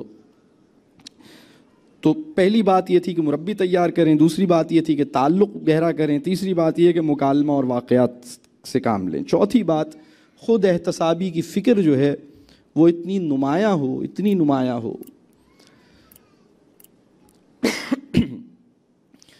اپنے بچے کو اگر آپ چاہتے ہیں کہ نماز کا احساس اس سے پیدا ہو اور نماز کی فکر پیدا ہو، تو آپ اپنی فکر نماز اس سے شیئر کیجیے۔ آپ اس سے کہیے کہ یا اللہ بیٹا، دیکھیے آج کے بچے نے ایسے والد اور ایسے ٹیچر نہیں دیکھے جو آخرت کا تذکرہ کرتے ہوئے جن کی آنکھیں نم ہو جائیں۔ رسول اللہ صلی اللہ علیہ وسلم کے تمام صحابہ نے رسول اللہ صلی اللہ علیہ وسلم کو تقریباً بڑی تعداد میں صحابہ نے رسول اللہ صلی اللہ علیہ وسلم کو آنسوؤں کی حالت میں دیکھا ہے۔ نماز میں ایسی ذکر آ جائے قرآن کا ایک حصہ تو آنسو نکل آتے تھے، کسی کے لیے دعا کر رہے ہیں تو آنسو نکل آتے تھے، کسی قبر کے پاس سے گزر رہے ہیں تو آنسو نکل آتے تھے۔ ہمارے دل اتنے سخت ہو گئے کہ ہمارے آنسو نہیں نکل پا رہے۔ میں آپ کو بتاؤں، وہ بچہ جس نے اللہ کی یاد میں یا اللہ کے خوف سے اپنی ماں یا اپنے باپ یا اپنے ٹیچر کی آنکھوں کو نم دیکھا ہے اور اس کی آواز میں رقت دیکھی ہے، پوری بڑی بڑی موٹی موٹی تفاسیر سے جو اس کے اوپر اس کے قلب پہ اثر ہوگا، اس سے زیادہ اثر آپ کی آنکھ کی نمی اس کے قلب پہ پیدا کرے گی، آپ کے جذبے اور آپ کی نیت کی صداقت اس کے اوپر پیدا کرے گی۔ اپنی خود احتسابی کی فکر کیجیے۔ آپ چاہتے ہیں کہ اس کی نمازیں اچھی ہوں، آپ کہیں کہ یا اللہ میرے بیٹے میرے لیے دعا کرو کہ میں اپنی نمازوں کی حفاظت کر سکوں۔ بچہ حیران ہو جائے گا کہ میرے ابا تو ہر وقت نماز پڑھتے ہیں، میری امی بھی ساری نمازیں پڑھتی ہیں اور مجھ سے ہی دعا کہہ رہی ہیں کہ یا اللہ بیٹا اللہ سے دعا کرو کہ میری نمازیں اس طرح ہو جائیں جیسی ہونی چاہیے۔ اب میں آپ سے ایک سوال کرتا ہوں، کیا ہم میں سے کوئی انسان یہ دعویٰ کر سکتا ہے کہ اس کی نمازیں ویسی ہیں جیسی نمازیں کو ہونا چاہیے؟ کیا یہ کوئی دعویٰ کر سکتا ہے؟ کیا ہم میں سے کوئی انسان بھی اس اطمینان کے ساتھ کہہ سکتا ہے کہ صبح جو میں نے فجر پڑھی تھی بالکل ویسے ہی پڑھی تھی جیسے پڑھنے کا حق ہے؟ سچی بات یہ ہے کہ ہماری ہر نماز میں 10 دفعہ ہمیں ادھر ادھر کا خیال آتا ہے۔ سچی بات یہ ہے کہ ہماری ہر نماز، بعض اوقات ہماری نماز آٹومیٹک آٹو کے موڈ پہ چل رہی ہوتی ہے، کہ خیال آتا ہے یہ تو دوسری، اب تو سلام پھیر دیا میں نے، سلام پھیر دیا۔ تو نماز کی حفاظت سے کیا مراد ہے؟ نماز کی حفاظت کے دو مطلب ہیں۔ نماز کی حفاظت کا جو پہلا بیسک مطلب وہ یہ ہے کہ نماز کم از کم ادا ہوتی رہے، نماز چھوٹے نہیں مجھ سے۔ نماز کی حفاظت کی دوسری بات یہ ہے کہ نماز کے دوران شیطان یا میرے نفس کی غلاظت میری نماز میں، میرے ملاقات کے تجربے میں حائل نہ ہو۔ نماز میری یکسوئی، نماز میں جو میری یکسوئی ہے اللہ اس کی حفاظت کرے، نماز میں مجھے اللہ نظر آئے۔ اور نماز کی حفاظت سے مراد دو ہیں، ایک تو یہ کہ نماز چھوٹے نہیں، دوسری یہ کہ جو نماز میں پڑھ رہا ہوں وہ اس پہ میرے ذہن میں غلط خیال نہ آئے، میرا دھیان ادھر ادھر نہ جائے۔ میری نماز کی حفاظت، یا اللہ جو میں نماز ابھی ادا کی ہے، پڑھنے جا رہا ہوں، اس کی حفاظت فرما۔ جو ہم جملہ کہتے ہیں اعوذ باللہ من الشیطان الرجیم، جس کا مفہوم ہے یا اللہ مجھے شیطان سے بچا لے، نماز کے اندر بھی آپ کی یہ نیت ہونی چاہیے. آپ اپنے بچے سے یہ ذکر کیجیے, آپ اپنے بچے کے ساتھ بیٹھیے, مکالمہ کیجیے, آپ کہیے بیٹا میرے حق میں دعا کرو کہ میں اپنی نمازوں میں میرا پورا مجھے یکسوئی عطا ہو. میں اکثر نمازوں میں جلدی میں ہوتا ہوں, نمازیں پڑھ تو رہا ہوں لیکن میں پوری توجہ اس پہ نہیں دے پا رہا. مجھے نماز میں میری کیفیت ٹھیک ہو, میرا ذہن ٹھیک ہو. آپ یہ بچے سے ڈسکس کریں. اس کو یہ دیکھیں, کسی فکر میں ڈوبا ہوا انسان اس فکر میں دوسرے کو مبتلا کرتا ہے. میں اکثر ایک مثال دیتا ہوں, آپ کے دوستوں میں کوئی نہ کوئی ضرور ایسا ہوگا جس کو پلاٹ خریدنے کا بڑا شوق ہوگا, یا گاڑیوں کے نئے ماڈل یا گاڑیاں خریدنے کا بڑا شوق ہوگا. کوئی نہ کوئی ایسا آدمی ضرور آپ کے ملنے والوں میں, یا کراکری خریدنے کا شوق ہوگا نئی, یا نئے نئے برانڈز کے جوڑے خریدنے کا شوق ہوگا, اور اس پہ ڈسکشن کا یہ فلاں والا پرنٹ اس نے اس سال آیا تھا, اس دفعہ اس سال ویسا پرنٹ نہیں آیا, یہ والا ڈیزائن وہ والا ڈیزائن. بہت بڑی باتیں, بڑے سمجھدار لوگوں کے موضوعات ہیں. بڑی عالی خیال معاشرہ ہے جو ایسی باتوں میں مصروف ہے. آپ یقین مانیے جب آپ کسی ایسے انسان کے ساتھ بیٹھیں گے جس کی پریشانی جو ہے وہ اسی قسم کے برانڈز ہیں, اسی قسم کی گاڑیاں اور پلاٹس ہیں, بحریہ ٹاؤن کے پلاٹ کی قیمتیں ہی جوڑتے رہنا اس کی پریشانی ہے. آپ یقین مانیں اگر آپ نے کبھی کوئی پلاٹ نہیں خریدا تو آپ کے اندر ایک حسرت پیدا ہوگی, ایک پریشان. آپ کو نہیں کہہ رہا وہ کہ تم پلاٹ کیوں نہیں خریدتے, وہ تو اپنا بتا رہا ہے میں نے یہ خریدا تھا اور یہ نہیں خرید, ارے یار اگر میں فلاں ٹائم پہ خرید لیتا نا آج اس کی ویلیو 2 کروڑ ہو گئی ہے, اس وقت 20 لاکھ 40 لاکھ کا مل رہا تھا. اگر اس میں 4-6 سال پہلے خرید لیتا تو وہ دیکھو آج اتنا اس وقت بس غلطی ہو گئی نہیں خریدا, یار کیسی غلطی ہو گئی. آپ ایسے آدمی کے ساتھ بیٹھیں, پھر اس کے بعد جب آپ اٹھیں گے تو آپ کے دل کی کیفیت کیا ہوگی؟ آپ کہیں گے یار میں کیسا بیوقوف آدمی ہوں, دنیا میں سمجھدار عقل مند لوگ تو وہی ہیں جو پلاٹ خرید رہے ہیں, میں کوئی پیچھے نہ رہ جاؤں. فوراً گھر جا کے آفس جا کے لون اپلائی کر کے کہیں نہ کہیں سے پلاٹ خریدنے کے چکر نکالیں گے. بالکل اسی طرح آپ کا بچہ جب ایسے انسان سے ملتا ہے جو اپنی نماز کو, اپنے روزے کو, اپنے قرآن کے پڑھنے کو, اپنی زندگی کے معاملات کو, اپنے لوگوں سے تعلق کو ایویلویٹ کرتا ہے, اور وہ یہ کہتا ہے اپنے بچے سے کہ بیٹا میرے حق میں دعا کرو کہ مجھے مزاج میرا خوبصورت ہو جائے, میرے حق میں دعا کرو کہ میرے دل کی کیفیت بدل جائے, بیٹا میرے حق میں دعا کرو کہ میری نیتیں ٹھیک رہیں. میں نے حج تو کر لیا, میں نے عمرے بھی کر لیے, میں نے بہت ساری لوگوں کو مدد بھی کرتا ہوں, لیکن مجھے یہ ڈر ہے کہ میرے دل کے اندر میری نیت نہ بگڑ جائے. اپنی فکر جو ہے اپنے مکالمے کے, خود احتسابی کی فکر اتنی زیادہ ہو, یہ آپ کے بچے کو لگے گی انشاءاللہ. میں آپ کو ایک واقعہ اور شیئر کرتا ہوں, میرے ذہن میں ایک بات, ایک تابعی ہیں, ان کا بیان ہے, صحابہ کا آخری زمانہ انہوں نے دیکھا. ان کا بیان ہے کہ میں نے 70 کے قریب صحابہ سے ملاقات کی جن کا آخری دور تھا, اور انہوں نے کہا کہ جب میں نے ان سے ملاقات کی تو 70 صحابہ کرام سے جو میں نے ملاقات کی ان میں سے کوئی ایک بھی ایسا نہیں تھا جو اپنے آپ کو منافق نہ سمجھتا ہو. اللہ اکبر, یہ کتنی عجیب بات ہے. یعنی اپنے اوپر نفاق کا گمان ہونا سنت صحابہ میں سے ہے. اتنے کرٹیکل تھے اپنے بارے میں تو منافق ہوں, ہم تو ٹھیک نہیں ہیں. بعض صحابہ کرام کی دعائیں ایسی ہیں آپ ان کی الفاظ سنیں تو حیران رہ جائیں گے. میں آپ کو ایک دعا بتاتا ہوں, غالباً یہ حضرت عمر کی دعا ہے,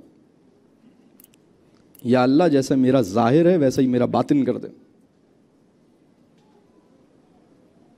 بعض صحابہ کرام ایسی دعائیں مانگ رہے ہیں کہ یا اللہ لوگ مجھے اس سے بہتر نہ سمجھیں جتنا میں ہوں. یعنی ہمارا تعارف ہم سے بہتر ہے, ہم اپنے تعارف سے بہتر نہیں ہیں. مربی وہ ہے جو اپنے تعارف کو اپنے سے بہتر نہیں ہونے دیتا, وہ اپنے آپ کو اپنے تعارف سے بہتر رکھنے کی فکر کرتا ہے اور یہ فکر آگے منتقل کرتا ہے. اور 5واں پوائنٹ یہ ہے کہ اگر ہم تربیہ کرنا چاہتے ہیں تو علم کے جو بڑے سورسز ہیں ان سے اپنے آپ کو جوڑیں. علم کا بہت بڑا سرچشمہ کلام الہی ہے، علم کا بہت بڑا سرچشمہ رسول اللہ صلی اللہ علیہ وسلم کی سیرہ پہ غور کرنے کے اور اس کا مطالعہ کر کے پتہ لگتا ہے، بڑے لوگوں کی زندگیاں ڈھونڈنے سے، ان کے بارے میں جاننے سے پتہ لگتا ہے، اچھی کتابوں سے جڑنے سے پتہ لگتا ہے۔ تو علم نافع کی طلب ہمارے اندر پیدا ہو تو تربیہ اس طرح ممکن ہوگی کہ علم نافع کی طلب ہمارے اندر پیدا ہو۔ میں 5 باتیں جو میں نے کہیں، میں اس کو ایک نٹ شیل ویو دے دیتا ہوں۔ اپنے آپ کو مربی کی سطح پہ بلند کریں، بچوں سے گہرا تعلق بنائیں۔ گہرا تعلق بنانے کے لیے مزاج موضوع درکار ہے۔ تربیہ کی بہت بڑی ضرورت فہم نافع بھی ہے، مزاج موضوع بھی ہے۔ بہت سے لوگ بہت اچھا علم اور فہم رکھتے ہیں، لیکن مزاج کی بناوٹ ایسی ہے کہ ان کے طلبہ یعنی قرآن کا درس دیتے ہیں لیکن ایسے لہجے میں دیتے ہیں کہ لوگ ان سے گھائل ہوتے ہیں۔ ان کے لہجے میں پولائٹنس نہیں ہے، ان کے لہجے میں نرمی نہیں ہے۔ ہمیں یہ بات سمجھنی ہوگی۔ دیکھیں، اللہ کو زیب دیتا ہے، اللہ ہمارا مالک ہے، اللہ اپنے لہجے میں ہم سے بات کرتا ہے۔ ہمیں اللہ کے لہجے میں لوگوں سے بات نہیں کرنی، ہمیں رسول اللہ صلی اللہ علیہ وسلم کے لہجے میں لوگوں سے بات کرنی ہے، جو کہ بہت نرم لہجہ ہے، جس کے اندر نرمی ہے، جلالی لہجہ نہیں ہے، برسنے اور گرجنے والا۔ یہ مزاج کی خوبصورتی ہے جو آپ کے تعلق ممکن بنائے گی انشاءاللہ۔ تو اپنے آپ کو مربی بنائیے، بچوں سے تعلق بنائیے، مزاج موضوع کی کوشش کیجیے، مکالمہ، واقعات، قصص۔ تیسری بات تھی خود احتسابی کی فکر، اور وہ کیسے بچوں کو لگتی ہے اس کی میں نے صورت بتائی۔ اور پھر 5ویں چیز علم نافع کی جستجو کیجیے، اس کے لیے اس کے جو سورسز ہیں اس سے کنیکٹ کیجیے۔ اللہ تعالیٰ مجھے اور آپ کو عمل کی توفیق دے۔ ہماری دعا ہونی چاہیے رب کریم ہماری اولادوں اور ہمارے طلباء کو ہمارے لیے صدقہ جاریہ بنا دے۔ رب کریم ہم سب کی اولادوں کو، جتنے لوگ اس مجمع میں بیٹھے ہیں، جتنے لوگ آنا چاہتے تھے کسی وجہ سے نہیں پہنچ پائے، تمام وہ لوگ جو تربیہ کی فکر میں اور مصروف ہیں اور اس کی جدوجہد کرتے ہیں، رب کریم ہم سب کی اولادوں کو اور ہم سب کے طلباء کو ہمارے لیے صدقہ جاریہ بنا دے، اور ہمیں اپنے والدین، اپنے اساتذہ، اپنے بزرگوں کے لیے صدقہ جاریہ بنا دے۔ تو یہ ہمارا ویژن ہونا چاہیے، یہ ہماری تمنا ہونی چاہیے۔ تو اب میں آگے بڑھتا ہوں، میری جو گفتگو تھی وہ مکمل ہو گئی۔ اب میں کوشش کروں گا کچھ وقت آپ کو سوالات کے لیے مل جائے۔ ہم ایک سوال خاتون سے لیں گے اور ایک سوال مردوں سے لیں گے، اس طرح سے ہم 1 بائی 1 کچھ سوالات لینے کی کوشش کریں گے۔ اللہ تعالیٰ وقت میں برکت دے اور کوئی خیر کی بات ہم اس مجلس سے لینے والا بنائے۔ جی سر، میرا کویشچن یہ ہے کہ نارملی ہمیں جو ہے اپنی برائیوں سے زیادہ دوسروں کی برائیاں نظر آتی ہیں، تو کیا ایسا طریقہ ہو کہ مجھے اپنی برائیاں زیادہ نظر آئیں اور دوسروں کی برائیاں مجھے نظر نہ آئیں؟ سبحان اللہ، سبحان اللہ۔ اس کے لیے جو بہت اہم بات ہے، موت کی یاد اور قرآن سے تعلق، یہ ہماری شعور کی بناوٹ اگر خراب ہو گئی ہے تو اس کو درست کرنے کا علاج ہے۔ بعض اوقات یہ ہوتا ہے کہ ہمیں اتنی فکر ہوتی ہے سب کی۔ اب اس کا علاج میں ایک چھوٹی سی، مجھے سورہ عبس کی بعض آیتیں ہیں جس میں یہ بات بڑے واضح انداز میں، چھوٹی سی سورہ، یعنی زیادہ لمبی سورہ نہیں ہے، اما پارے کے اندر، جس میں بڑے واضح انداز میں یہ بات بتائی گئی کہ وہ دن ایسا ہوگا جس میں بیوی کو شوہر کی فکر نہیں ہوگی، ماں کو بیٹے کی فکر نہیں ہوگی، بہن کو بھائی کی فکر نہیں ہوگی، کسی کو کسی کی فکر، یعنی میں اپنے بیٹے جس کی مجھے بہت فکر ہوتی ہے، میں اس کی فکر نہیں کروں گا، میں کہوں گا نہیں بھائی میں اپنے آپ کو بچاؤں، تو اپنے آپ کو بچا۔ بیوی کی فکر نہیں ہوگی، بیوی کو میری نہیں ہوگی، بہن کو بھائی کی نہیں ہوگی، کیسا کڑا دن ہوگا۔ تو ہمارا جو شعور ہے، اصل میں جب ہمیں دوسروں کی فکر زیادہ ہے اور اپنی فکر کم ہے، تو یہ شعور کے اندر ایک شعور کی بناوٹ میں کوئی خرابی ہے، اور اس کی اصلاح جو ہے وہ موت کی یاد اور قرآن سے تعلق کے نتیجے میں انشاءاللہ ممکن ہوگی۔ اور اللہ سے مسلسل دعا کیجیے۔ مولانا اشرف علی تھانوی صاحب ایک بہت اہم نسخہ بیان کرتے تھے، تقریباً یعنی جتنے لوگ ان کے پاس اپنا مسئلہ لے کے جاتے تھے تو بڑی تعداد میں انہوں نے مسائل کے حل میں ایک دوا ضرور دی، اور وہ دوا یہ تھی، اپنے لیے کثرت سے دعا کرو۔ اپنے لیے کثرت سے دعا اپنے علاج کی طرف پہلا قدم ہے۔ تو یہ ہمیں اللہ کرے کہ نصیب ہو۔ جی میرا سوال یہ ہے کہ اگر والدین ضرورت سے زیادہ نا امید ہوں اور بہت زیادہ شکوہ کرنے والے ہوں تو بچے کی کردار سازی پہ اس کا کیا اثر پڑتا ہے؟ بالکل اس کا اثر پڑتا ہے۔ دیکھیے، نا امید ہونا مسلمان کے لیے جائز نہیں ہے. جب ہم نا امید ہوتے ہیں اپنے بچے سے تو یہ بھی ہمارے شعور کی بناوٹ کا نقص ہے, ہمارے شعور کے اندر ایک گراوٹ, ایک خرابی ہے. نا امید ہونے کا مطلب یہ ہے کہ مجھے چونکہ کوئی طریقہ سمجھ نہیں آ رہا اور میری عقل اس مسئلے کو چونکہ حل نہیں کر پا رہی, تو لہٰذا یہ مسئلہ تو اب حل ہوگا نہیں, لہٰذا میں نا امید ہوں. اور مجھ سے بڑی کوئی اتھارٹی, کوئی ذات, کوئی قدرت, اس کی طرف سے میری نظر ہٹ گئی ہے اور میں اپنے آپ کو یہ سمجھ رہا ہوں کہ چونکہ مجھ سے یہ مسئلہ حل نہیں ہو پا رہا لہٰذا اب یہ تو صحیح نہیں ہوگا. تو مسلمان کی بندگی کا مزاج یہ ہے کہ وہ نا امید نہیں ہوتا. تو اپنے اوپر کام کریں کہ مجھے نا امیدی سے بچنا ہے.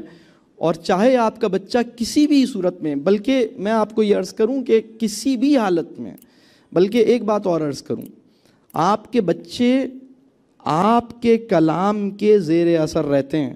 اس بچے کو جس کی ماں نے اپنے جملوں سے اپنے بچے کی تربیہ اور اپنے بچے کی زندگی پہ تالے ڈال دیے ہیں, وہ باپ اور وہ ماں جس نے اپنی نا امیدی کے کلام سے اپنے بچے کے اوپر تالے ڈال دیے ہیں, اس کو دنیا کی کوئی طاقت نہیں کھول سکتی. بلکہ اللہ کی سنت بھی یہ ہے کہ جب تک ماں اور باپ اپنی زبان سے اپنے بچے کے لیے کلمہ خیر نہیں نکالیں گے, اللہ کی سنت یہ ہے کہ وہ بھی اس بندے کے لیے خیر کو ممکن نہیں بناتا.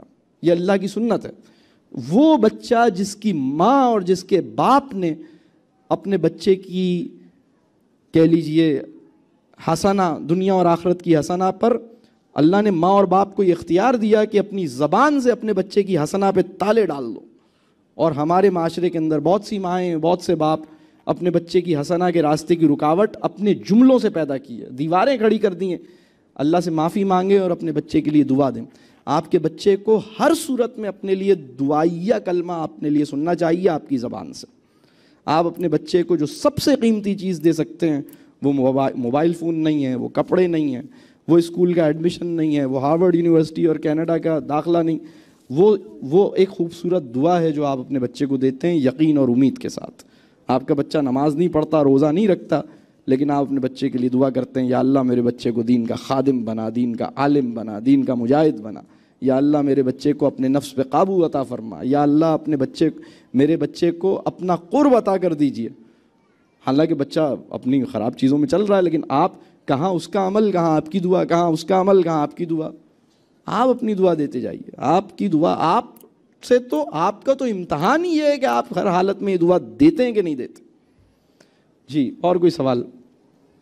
جی میرا یہ سوال ہے کہ آج کل ہمارے معاشرے میں خاص طور پر ماڈرن فیملیز میں اگر 1 یا 2 سال کا بچہ کھانا نہیں کھاتا یا اس قسم کی کچھ پورے دن اپنی سرگرمیاں میں مصروف ہوتا ہے تو اس کو الگ کرنے کے لیے ہمارے یہاں بیبی رائمز کا ایک رواج بہت پروان چڑھ رہا ہے کہ آپ کو ٹی وی پہ کوئی بیبی رائمز لگا کر دے دو, پورے دن بچہ بس اسی میں مشغول رہے. اور پھر جب وہ وقت آتا ہے, جب تربیت کا وقت آتا ہے 3 یا 4 سال کا, جب بچہ کچھ ذہن سمجھنے کی صلاحیت ہوتی ہے, تب وہ اس کے اندر اتنی پروان چڑھ چکا ہوتا ہے کہ وہ اس چیز کو ایکسیپٹ ہی نہیں کرتا کہ کون سی اچھی چیز ہے, بس مجھے پورے دن بیبی رائمز لگا کر دے دو, میں اس میں مصروف رہوں. یہ بہت اہم بات ہے جو انہوں نے کہی, اور یہ بہت عام رجحان ہو گیا ہے کہ ہم بیبی رائمز لگاتے ہیں, ٹی وی لگاتے ہیں, بیبی ٹی وی لگاتے ہیں اور بچے کو کچھ نہ کچھ کھلانا شروع کر دیتے ہیں. کیونکہ جب وہ ٹی وی لگا ہوتا ہے تو وہ بے خیالی میں کھاتا ہے. اس کو ہم کہتے ہیں مائنڈ لیس ایٹنگ, جو بے خیالی میں آپ کھاتے ہیں, بچے کو پتہ نہیں ہے اور بے خیالی میں اس کو جو چاہے آپ نے کھلا دیا. وہ ٹی وی کے اندر لگا ہوا ہے یا موبائل میں لگا ہوا ہے, گیم دیکھ رہا ہے یا وہ کوئی رائم سن رہا ہے یا کوئی کارٹون دیکھ رہا ہے. ایسا نہیں کیجیے, ایسا نہیں کیجیے, یہ بہت خطرناک بات ہے, اس سے بچیے. اور دوسری بات, اگر آپ کا بچہ کھانا نہیں کھا رہا تو اس میں کیا کرنا چاہیے, اس میں میں آپ کو سب سے مؤثر طریقہ آپ کو بتا رہا ہوں. 2 کام کیجیے. آپ کی زبان سے آپ کا بچہ یہ نہ سنے کہ تم تو کھاتے ہی نہیں ہو. میں آپ کو بتاؤں, آپ کے کلام میں جادوئی اثر ہے. وہ بچہ جس نے اپنی ماں, اور میرے پاس بہت سے لوگ آتے ہیں وہ کہتے ہیں میرا بچہ کھانا نہیں کھاتا, تو میں ان سے پوچھتا ہوں کہ آپ کی زبان سے اس نے یہ سنا ہے کہ تم تو کھاتے ہی نہیں ہو؟ انہوں نے کہا یہ تو روزانہ سنتا ہے. اور میں یہ عرض کرتا ہوں جتنی دفعہ اس نے یہ جملہ سنا ہے اتنی دفعہ اس کے لیے نہ کھانا آسان ہو گیا. آپ جو جملہ آپ اپنے بچے کو سناتے ہیں اس کی نفسیات پر اس کا سب سے گہرا اثر ہوتا ہے. آپ یہ جملہ نہیں بولیں, وہ نہیں کھا رہا, آپ کہیے ٹھیک ہے آپ نے نہیں کھانا, کوئی بات نہیں. ایک کام یہ کیجئے کہ آپ یہ جملہ نہیں بولیے کہ تم نہیں کھاتے، تم نہیں کھاتے، تم نہیں کھاتے، یہ جملہ آپ نہیں بولیے، بلکہ اگر آپ کا بچہ آپ کی بات نہیں سنتا تو یہ جملہ نہیں بولیے تم تو سنتے ہی نہیں، تم تو سنتے ہی نہیں، تم تو مانتے ہی نہیں، تم تو مانتے ہی نہیں۔ جتنی دفعہ یہ جملہ سنے گا تم نہیں مانتے، اتنا ہی نہ ماننے کا رجحان اس کے اندر پیدا ہوگا۔ یہ نفسیاتی مسئلہ ہے، اس کو سمجھنے کی ضرورت ہے۔ دوسرا کام آپ یہ کیجئے، اگر وہ کھانا نہیں کھا رہا تو اس کا سب سے آسان طریقہ یہ ہے کہ کھانا مت دیجئے، اسے کہیے کوئی بات نہیں، سبحان اللہ، پانی پی لو، کوئی بات نہیں۔ اس کا علاج یہ نہیں ہے کہ تم کھانا نہیں کھا رہے تو چلو فرینچ فرائز منگوا لیتا ہوں، تم کھانا نہیں کھا رہے تو نوڈل بنا دیتا ہوں۔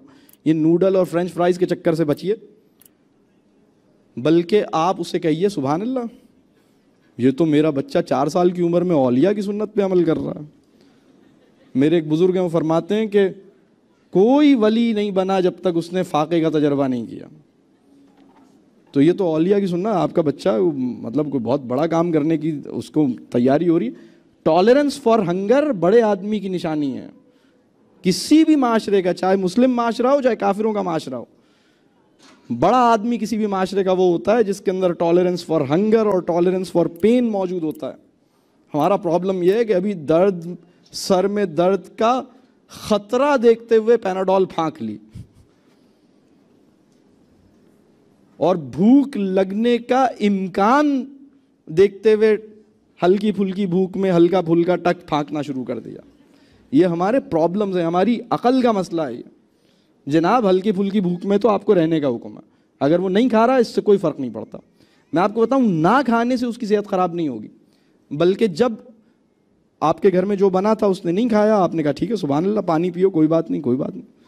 رات میں دوبارہ وہی کھانا پیش کیجیے، وہ کہہ رہا نہیں یہ دوبارہ، یہ تو بھنڈی بنی ہے، بھنڈی تو نہیں کھاؤں گا، آپ نے کہا سبحان اللہ کوئی بات نہیں، پانی پلائیں، سلا دیں۔ صبح اٹھ کے پھر دوبارہ بھنڈی دیجیے اسے، اور بھنڈی ماسی کو مت دیجیے، اب یہ بیٹے کو ہی دیں گے۔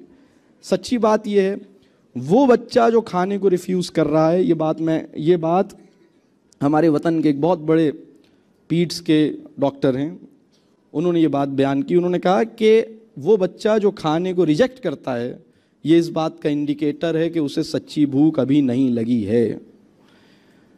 وہ یہ کہتے ہیں کہ بھوک ایسی ظالم چیز ہے کہ کچھ بھی کھانے کی چیز اگر آپ ریجیکٹ کر رہے ہیں تو اس کا مطلب ہے سچی بھوک نہیں لگی ہے۔ اگر آپ کھانے میں چوز کر رہے ہیں یہ نہیں، یہ تو میں نہیں کھا رہا، نہیں ابھی تو میں نہیں، یہ پکا ہے چلو میں نہیں کھا رہا، یہ آپ نے کیا بنا لیا، اچھا یہ دال بنی ہے میں نہیں کھا رہا، تو جب آپ کے ساتھ بھی جب یہ ہوتا ہے تو اس کا مطلب ہے اس وقت آپ کو سچی بھوک نہیں لگی ہے۔ آپ کا علاج یہ ہے کہ آپ کو صرف پانی پلایا جائے اور آپ کو باز رکھا جائے باہر برگر کھانے سے یا جوس پینے سے یا کسی اور چکر سے، اور آپ کو اگلے دن وہی چیز، جب آپ کو سچی بھوک لگے گی کسی بھی انسان کو، پتے کھا لے گا، وہ تو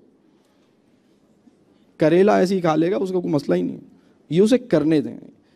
اصل میں یہ بات صحت سے زیادہ مزاج، جب یہ کھانے کو ریجیکٹ کرتا ہے یہ صحت کا مسئلہ بعد میں، مزاج کا مسئلہ پہلے ہے۔ آپ نے کہا کہ اپنی اولاد کے فیوریٹ بننے اور اس سے تربیت آسان ہوگی، تو اپنی اولاد کا فیوریٹ بننا کیسے ممکن ہے جب کہ والدین کی ترجیحات مختلف ہوں؟ تو ایسے میں ماں یا باپ اگر کوئی ایک زیادہ ڈھیل دیتا ہے، زیادہ چھوٹ دیتا ہے، زیادہ فاسٹ فوڈ کا شوقین ہے، اور دوسرا اس کے اوپر کہتا ہے کہ نہیں ابھی نہیں، تو جو انسان پابندی لگائے گا یا صحیح بات بتائے گا، لا محالہ بچہ اس کو اپنا دشمن سمجھنے لگتا ہے۔ ایسا دیکھا گیا ہے، خاص کر کے جوائنٹ فیملی سسٹم میں یہ چیز بہت ریلیونٹ ہے۔ آپ کا سوال یہ ہے کہ بچے کا پسندیدہ انسان کیسے بنے؟ اچھا، اب اس میں 2 باتیں میں عرض کروں گا۔ پسندیدہ انسان بننے کے لیے 2 غلطیاں ہم کرتے ہیں پسندیدہ انسان بننے کے لیے، پہلے تو ان غلطیوں کو چھوڑیں۔ پہلی غلطی یہ کرتے ہیں کہ بہت سے پیرنٹس یہ سمجھتے ہیں کہ ان کی ہر بات مانوں گا تو ان کا پسندیدہ ہوں گا۔ ان کی ہر بات ماننی ضروری نہیں ہے، ان کی صحیح بات مانیے، ان کی غلط بات کو بہت پیار سے اور عزت کے ساتھ بتائیے کہ نہیں بیٹا یہ میں نہیں کر سکتا، یہ چیز میں نہیں کروں گا۔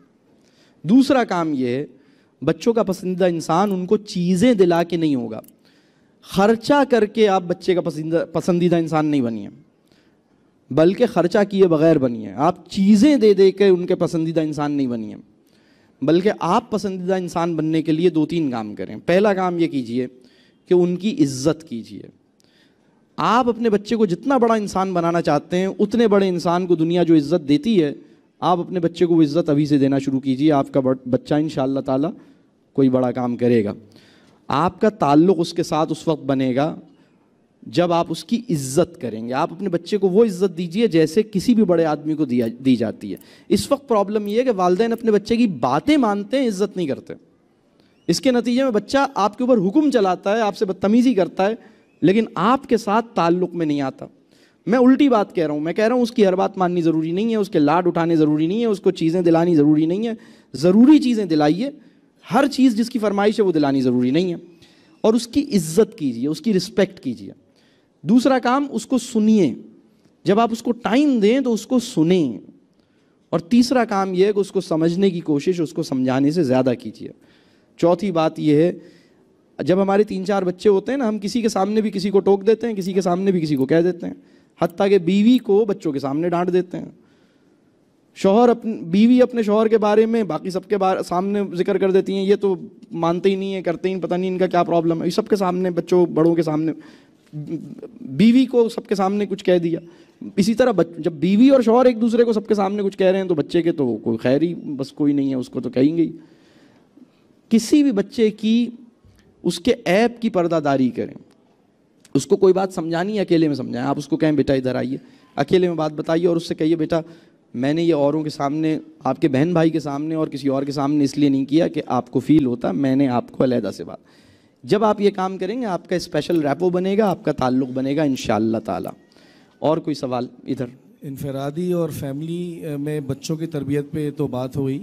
میں یہ پوچھنا چاہتا ہوں کہ 9ویں 10ویں کے طلباء وہ بالغ ہو چکے ہوتے ہیں اور ان کے اندر بہت زیادہ تبدیلیاں آ رہی ہوتی ہیں, اور اس وقت ان کو ڈانٹنا اور کسی بات پہ آمادہ کرنا کافی مشکل کام ہوتا ہے. اس کے لیے کچھ اسٹیپس بتائیے اسکول کے لیول پہ, پرنسپلز اور ٹیچرز کے لیے.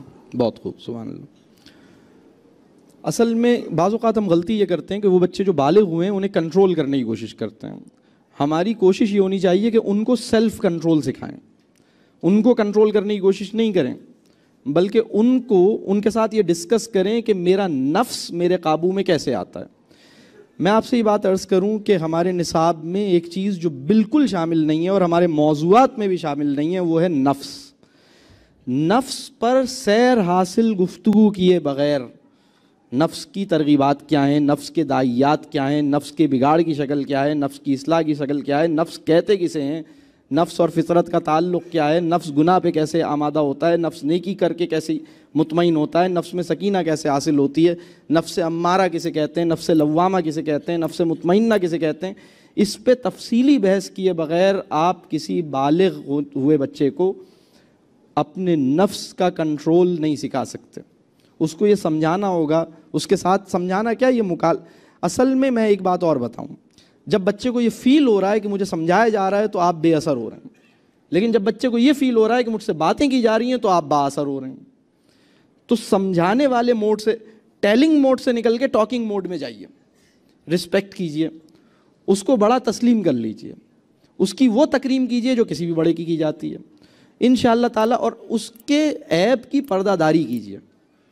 جس بچے کے عیب کی یعنی کوئی خرابی ہے, آپ کو اس کا خرابی نظر آ گئی, آپ نے کہا ٹھیک ہے I will not tell every one.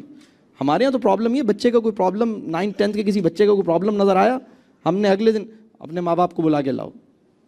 آپ سوچئے یہ ہماری عقل پہ پردے پڑے ہوئے ہیں. وہ بچہ جس کا کوئی پرابلم آپ کو نظر آ رہا ہے, آپ اس کے والد صاحب سے بات کر رہے ہیں, والدہ سے بات کر رہے ہیں, مسئلہ کیا ہوگا؟ اس بچے کا اپنے ماں باپ سے بھی تعلق خراب ہو جائے گا, اور اس بچے کو جب یہ پتہ لگے گا کہ آپ نے اس کے والدین کو یہ خبر دی ہے کہ اس نے یہ کلاس میں گڑبڑ کی تھی, آپ کا کیا خیال ہے, آپ سے تعلق اچھا ہوگا یا خراب ہوگا؟ تو یہ اس وقت ہمارے جو سسٹمز ہیں ان کے اندر کچھ ڈیزائن فلاز ہیں, کچھ اسٹرکچرل پرابلمز ہیں. ہمیں تربیہ کے لیے اپنے نظام کو ٹھیک کرنے کی ضرورت ہے. اس وقت جو سسٹم بنے ہوئے ہیں ہمارے ایجوکیشن کے, وہ ایگزام کنڈیوسو ہیں, تربیہ کنڈیوسو نہیں ہے. وہ سسٹم جو ایگزام کنڈیوسو ہے, وہ تربیہ کنڈیوسو نہیں ہو سکتا.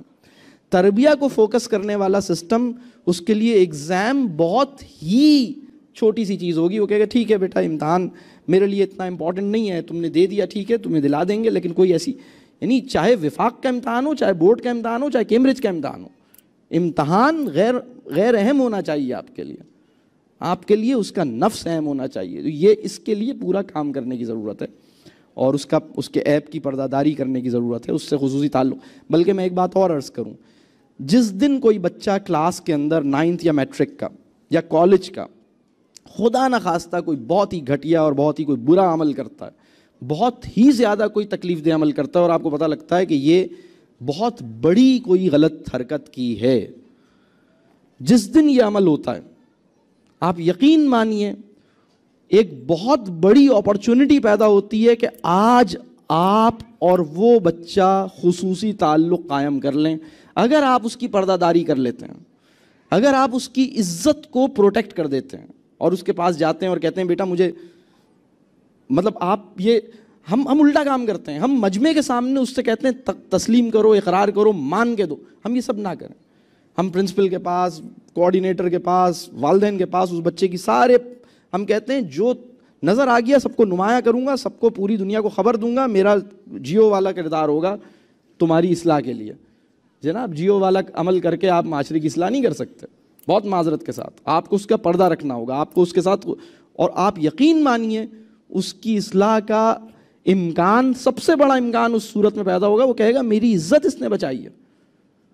آپ کے ساتھ ایک تعلق پیدا ہوگا, ایک مربیانہ تعلق پیدا ہوگا انشاءاللہ تعالی. اور پھر دوسری بات, جن بچوں کی ہم تربیہ کرنا چاہتے ہیں, میں اساتذہ سے کہوں گا آپ کے لیے ضروری ہے کہ اپنے بچوں کے لیے راتوں میں جاگ کے دعا کریں. آپ کے لیے ضروری ہے کہ آپ اپنے بچوں کے لیے تنہائی میں دعا کریں.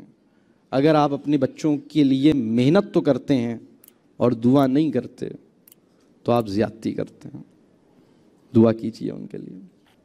بلکہ میں آپ کو بتاؤں, جب آپ کے بچے میں بہتری آئے تو آپ یہ نہ سمجھیے میری محنتوں سے آئی ہے, آپ کہیے میں نے تو ویسے ہی تھوڑی بہت محنت کی تھی, یہ تو دعا کی وجہ سے آئی ہے, یہ تو اللہ نے توفیق دی اس لیے آئی ہے, میں کیا چیز ہوں. ہم الٹا کرتے ہیں, ہم کہتے ہیں دیکھو اس بچے میں کیسا چینج آیا, میں نے کیا تھا نا, میں نے ایسے میں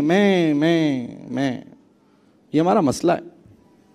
اللہ ہمیں معاف کرے. یس, میرا خیال ہے ہم آخری سوال لیتے ہیں, اب اس کے بعد اس کو ہم کنکلوڈ کریں گے انشاءاللہ. جی فرمائیے. جی میرا سوال یہ ہے کہ بچوں کی تربیت کے دوران چونکہ ہم خود بھی سیکھ رہے ہوتے ہیں, تو اگر کوئی ایسا جملہ یا کوئی ایسا عمل ہم سے سردرد ہو جائے جس سے بچے کے ذہن پر برا اثر پڑ جائے, تو اس کا ازالہ کیسے ہو؟ سبحان اللہ, سبحان اللہ, سبحان اللہ. بہت اہم سوال ہے آپ کا, کہ اور یہ بہت اہم مبارک احساس ہے. یا اللہ اس احساس میں مجھے اور آپ کو اور ہم سب کو مبتلا رکھے کہ ہم اپنے کام میں جو بھی کام کر رہے ہیں اس کے اندر ہمیں یہ احساس ہو کہ اگر ہم سے غلطی ہو گئی تو ہم اس کا ازالہ کیسے کریں. اصل میں یہی وہ بنیاد ہے جس کی بنیاد پر آپ سے استغفار آپ کی زبان کا حال ہونا چاہیے.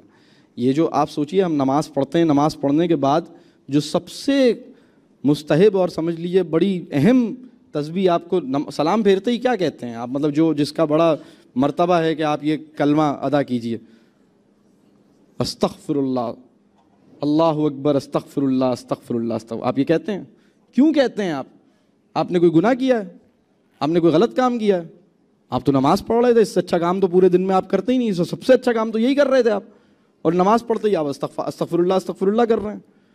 اس کے پیچھے جو اسپرٹ ہے وہ یہ ہے کہ یا اللہ سچ تو یہ ہے اور حق تو یہ ہے کہ جس طرح سے مجھے نماز پڑھنی چاہیے تھی, جس طرح سے میں اپنے قلب اور اپنے ذہن کو آپ کے حضور میں پیش کرتا, سچی بات یہ ہے کہ نہیں کر سکا, مجھے اس پہ معاف کر دیجیے. اسی طرح بچوں کی تربیت کے اندر بھی اپنے لیے مستقل دعا کیجیے, اللہ سے دعا کیجیے, استغفار کی تسبیح کیجیے. اور اگر کوئی عمل آپ کی نظر میں ہے کہ میں نے اپنے بچے سے یہ غلطی یا کوئی غلط بات کی ہے تو اس کے ساتھ واضح طور پہ بات کیجیے. ہمیں اپنی زندگی میں کم از کم ایک دفعہ اپنے بچوں سے, بلکہ ایک دفعہ سے زیادہ کہنا چاہیے کہ میرے بچوں, اگر تمہاری تعلیم و تربیہ میں مجھ سے کوئی کسر رہ گئی ہے یا کمی بلکہ رہ گئی ہے, سچی بات یہ ہے کہ بہت سی میری غلطیاں اور کمزوریاں رہی ہوں گی, میرے بچوں اللہ سے دعا کرو کہ اللہ مجھے معاف کر دے.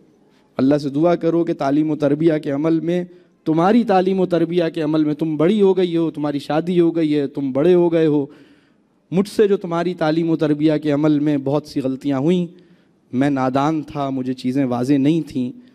تم اللہ سے دعا کرو میرے بیٹے, مجھے خوف لاحق ہے کہ جب مجھ سے میرے معاملات کا حساب لیا جائے گا, اللہ سے دعا کرو کہ اللہ مجھے معاف کر دے. میرے بیٹے, میرے بچوں, مجھے معاف کر دیں. جب آپ یہ بات کہیں گے تو آپ کے بچے کو معافی مانگنا آئے گی. اس کے لیے بھی معافی مانگنا اس لیے مشکل ہے کیونکہ کسی نے اس سے معافی مانگی نہیں ہے. معافی مانگنے کا عمل بھی آپ اسی طرح سکھائیں گے اس کو.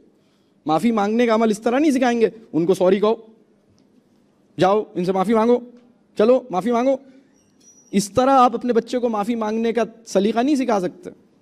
معافی مانگنے کا سلیقہ اسی طرح سکھا سکتے ہیں کہ اس کا تجربہ بنے. بات واضح ہو رہی ہے؟ تو اگر کوئی بات آپ کے ذہن میں, آپ اپنے بچے سے کلیئر کیجئے, بیٹھیے, اس سے کہیے بیٹا مجھ سے غلطی ہوئی, میں نے آپ کو اس طرح کہہ دیا, مجھے ایسے نہیں کہنا چاہیے تھا. اس میں باقی یہ دعا بھی کیجئے, استغفار بھی کیجئے. یہ جو احساس ہے کہ میں اس کام کا حق ادا نہیں کر پا رہا, اور یہ جو جذبہ ہے کہ کاش میں اس کام کو اپنی بہترین انداز سے انجام دوں, یہ دونوں کیفیات مومن کی شان ہیں. دونوں کیفیات ہمارے دل کے اندر ہونی چاہیے. کمانا سیکھنے کے لیے ہم نے 10-12 سال محنت کی ہے. باس کی خوشنودی حاصل کرنے کے لیے ہم نے 5 سال کا MBA کیا ہے. اگر کوئی ڈینٹسٹ ہے تو اس نے دوسروں کے دانت صاف کرنے کے لیے 2 سال 4 سال لگائے ہیں. قلب کا تزکیہ کرنے کے لیے اس کو 10 منٹ میں بھی نہیں لگائے اس نے. ہم سب پہ لازم ہے تعلیم و تربیہ کا علم حاصل کرنا, ہر مسلمان پہ فرض ہے. اس لیے کہ اس کی یہ ذمہ داری ہے کہ وہ خیر کی بات آگے پہنچائے, اپنی اولادوں کی بہترین تربیہ کرے. تو اس کے لیے ڈھونڈیے, اس کے لیے انشاءاللہ اللہ نے چاہا تو. باقی آپ کے بہت سارے دیکھیں, اگر آپ کے سوالات موجود ہیں تو یہ خوش آئند بات ہے, یہ اچھی بات ہے کہ اللہ آپ کو, آپ کے ذہن میں سوالات ایگزسٹ کرتے ہیں, تربیہ کے حوالے سے آپ کی فکر ایگزسٹ کرتی ہے.